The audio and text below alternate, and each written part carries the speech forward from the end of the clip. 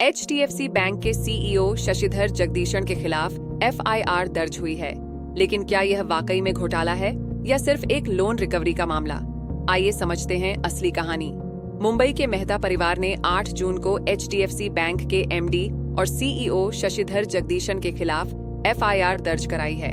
Lilavati Kirtilal Mehta medical trust का दावा है कि जगदीशन ने वित्तीय धोखाधड़ी में हिस्सा लिया है, लेकिन HDFC बैंक की तरफ से जो तस्वीर सामने आई है वह बिल्कुल अलग है।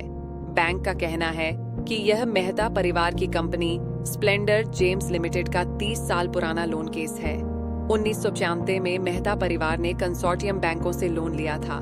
2001 में यह कंपनी डिफॉल्टर हो गई। आज तक HDFC बैंक को 65 करोड़ रुपए का बकाया मिलना बाकी है।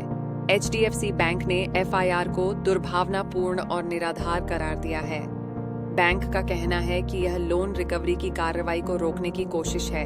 यहाँ सबसे दिलचस्प बात यह है कि शशिधर जगदीशन को 2024 में एशिया पैसिफिक का बेस्ट CEO अवार्ड मिला है।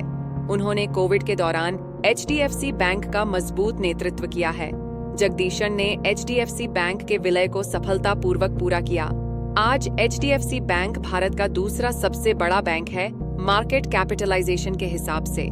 ध्यान देने वाली बात यह है कि इस पूरे विवाद के बावजूद HDFC बैंक के शेयर प्राइस में कोई खास गिरावट नहीं आई। बाजार का भरोसा बना हुआ है। यह दिखाता है कि भारतीय बैंकिंग सिस्टम अब कितना मजबूत हो गया है। ऐसे विवादों का असर शेयर मार्केट पर नहीं पड़ता, क्योंकि निवेशक जानते हैं कि हमारे बैंक पारदर्शी तरीके से काम करते हैं।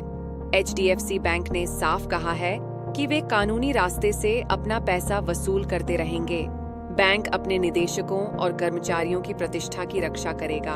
मेहता परिवार ने RBI, सेबी और वित्त मंत्रालय से जगदीशन को तुरंत सस्पेंड करने की मांग की है, लेकिन अभी तक किसी नियामक संस्था ने कोई कार्रवाई नहीं की है। ये केस एक बार फिर साबित करता है कि भारत में कानून का राज है। चाहे कोई कितना भी बड़ा हो, अगर गलती की है तो जांच होगी, लेकिन निर्दोष लोगों को परेशान करने की कोशिश भी नाकाम होगी।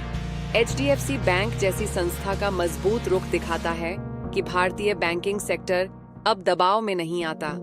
हमारे बैंक अब पहले से कहीं ज्यादा पारदर्शी और जवाबदेह हैं। अंत में यही कहना होगा कि सच्चाई सामने आएगी। अगर कोई गलती हुई है तो सजा मिलेगी, लेकिन अगर यह सिर्फ पैसा वसूली रोकने की चाल है तो वह भी नाकाम होगी। सत्यमेव जयते।